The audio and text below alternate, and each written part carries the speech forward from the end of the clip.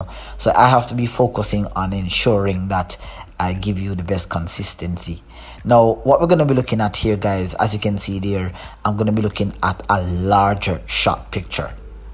And with a larger shot picture, what you're going to find when you increase the shot picture, for example here, I'm still going to be making a 30 degree. Now this time it's actually a 30 degree because now the shot picture has increased. And so by increasing the shot picture, as you can see there, it's a larger triangle. I'm now moving closer to a half ball hit. So now if I try to play it as how I played the previous couple of shots, the previous 9 shots, you're going to find that if I try to do it like that, I'm going to hit the rail and I'm going to bobble the ball and I'm going to miss. So now I have to aim more towards a half ball center to edge, as being shown here on the screen, where half of the cue ball overlaps half of the object ball. Now, always good that you start with a successful attempt. As you can see in the previous section, I literally did not have the best start. I missed my first putt, but not this time. I in fact made the putt. Now again, you can see there on the replay exactly how the object ball entered into the pocket. It entered directly into the center, and by doing that, once you enter into the center of the pocket, you're almost an 85 to 90% sure that you're going to scratch into the side. So you also have to bear that in mind, not only in your practice but when you're in an actual game, that if you're going to try to go after this spot, the scratch is likely, but it can be avoided depending on the entrance of the object ball into the pocket. Bear in mind that the object ball should be about a quarter ball to a half ball away from the rail for you to get this intuitive understanding of what I'm discussing here. Now again, as the shot picture increases, then you're going to find that the cue ball has a longer distance to travel to make contact with the object ball, and of course with that it picks up a little bit of extra top spin. So then what happens now is that once you pop the object ball from where I'm aiming from here, you're going to find that the cue ball has a lot of speed, and so even now it has, you have to take in consideration more so than before that how the ball enters into the pocket will contribute significantly to your end result of your cue ball. So again here, let's have a look at this 10 ball. Let's see how it enters into the pocket. See here, down the rail, it did graze it going in, and again you see how it grazes it going in, and it came just a hair short. Let's have a look at the replay here. Cuts it, touches it around the second diamond, and the shot speed or the stroke speed there allows the pocket to gobble the ball, and then for some reason it landed just a hair short. That's a little bit too close for my liking, so this is definitely something that I want you guys to be aware of. And if you have ever played a shot like this and you have scratched, then now you're getting a better understanding of why you would have scratched. Again, you can use a bit of gearing outside English and adjust. I did get a comment from a very good subscriber on my channel. I will leave it, you should see it on the screen here, where he was talking about how you can adjust. I would definitely want you guys to check out the comments. So go on my previous video, guys, and read that comment that was made by Cos9 Ball. I think that's his name, I'm not sure, but check out his comment. He has a really good knowledge on the topic of these types of shots as well. So I want to say special thanks to you, Cos.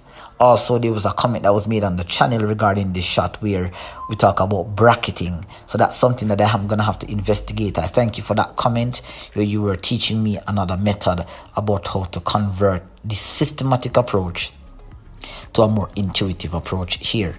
Now, once again, as I said, I'm down. I'm about a half ball off the rail. Let's see if I can cut this 11 ball down. Beautiful, grazing the rail. But notice now that the object ball is well, it's about a half ball away from the rail, but notice that it grazes the rail just a hair above the second diamond, and I pretty much almost scratched that shot, but it just came just into the top nipple of that side pocket there, which again, as I said, is too close to my liking. All right, this is also good because remember that when you're in the actual game, a ball might be in the part that can be used as a stopper. A cluster might be in the middle where you need to break out a shot. So this is a very, very powerful concept that I'm sharing with you here, and it has significantly improved. This is a shot that I've struggled with for many years here. Once again, beautifully going down the rail, but this time notice how it entered into the pocket. It entered dead into the center of the pocket.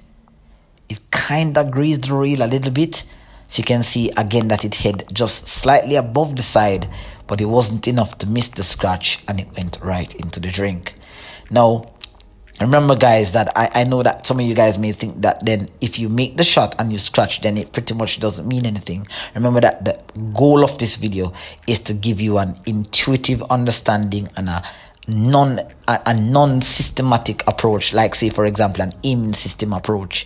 I don't want you to have to be using an aiming system per se for these types of shot. I want you to be able to visualize the angle, and then of course you will know exactly what fraction of the object ball to aim at in order to make these pot here. Now you're going to experience again my third miss in this whole entire video. And what do you notice guys? As we spoke about in the previous video, it is the 8 ball.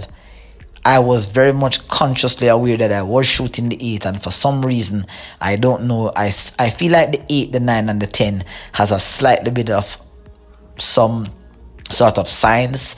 Maybe it's just something that haunts us. It definitely haunts me, because a lot of the times once I'm consciously aware that I'm shooting at the 8 or the 9 or the 10 in my practice, that's where I usually experience my first miss or my misses. Now, of course, as I said, it could be a case where the black ball is a little bit dark, and sometimes your eyes kind of miss the aiming point on the object ball. But in that attempt there, as you can see, it entered dead into the center of the pocket, and that's what's causing the object ball, the cue ball, pardon me, to go exactly into the scratch trajectory. So just to summarize that before we come to the end of the video guys, we are about 6 minutes out. Once the object ball enters exactly into the center, it increases the scratch possibility. If it grazes the rail going in, it will go a little bit long, or if it goes into the face of the pocket, then you're going to find that it comes a hair short of the pocket. There again you can see it. Let's have a look at the replay to see how it entered into the pocket. Everything is steady. It grazes the rail there. It grazes the rail just a little bit below the second diamond, and it came a hair short. So that's also something to take note of. All right, now on these types of shot also, it's good to use it as a reference, because if you notice that I'm placing the object ball at the third diamond, I believe I'm placing the object ball at the third diamond, and I'm shooting from the middle diamond on the short rail. Now notice where it goes. At this angle, the cue ball will slide over to the opposite rail 1 diamond higher. So from the third diamond at 30 degrees, the cue ball will float 1 diamond towards the side pocket, near or there about here. So again, on this example, as you can see here on the replay, the object ball entered directly into the center, and you can see it almost scratched, but maybe I lowered the speed a little bit. Maybe I had a little bit of center on it.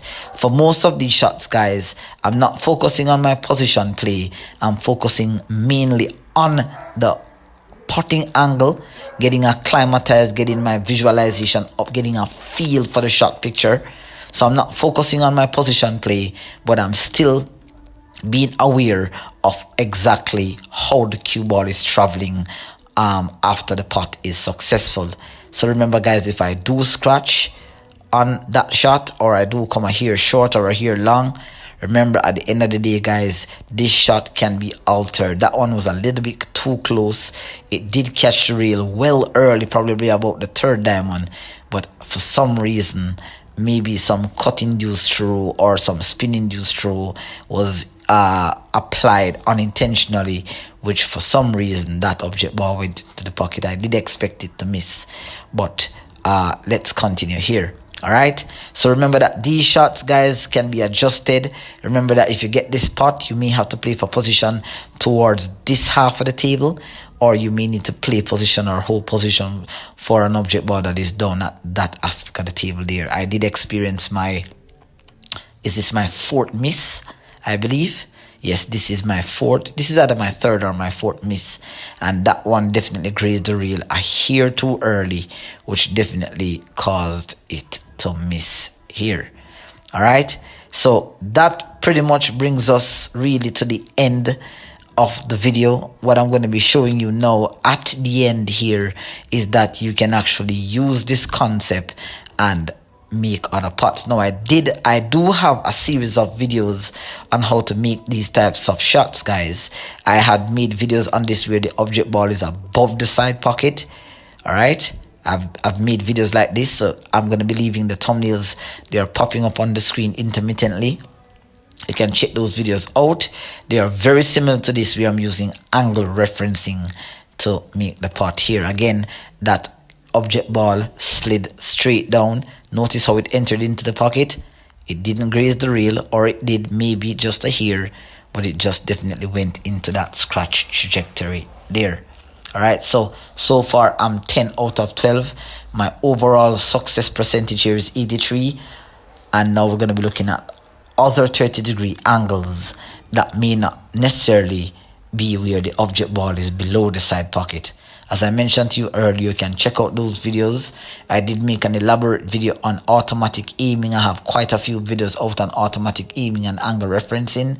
So check those videos out. Links will be pinned in the description of this video. Now notice here where I placed the object ball on the third diamond, or one diamond above the side pocket. And now you can see that I've created yet again another shot picture. Now this shot picture is very similar to the shot picture that you saw just seconds ago, right, in that previous section. So now again, this is yet again a 30-degree cut shot. If you want to have an understanding, how do I know that from this angle it's approximately 30 degree, you can definitely check out those tutorials. But you can see that I'm aiming at a half ball hit here, and this time at this steeper of an angle where the shot picture is larger, the cue ball then goes approximately one diamond, or a 1.25 diamond above the tangent line of that object ball. So once again, you can see that there's a lot of consistency being taken from this type of approach towards the game.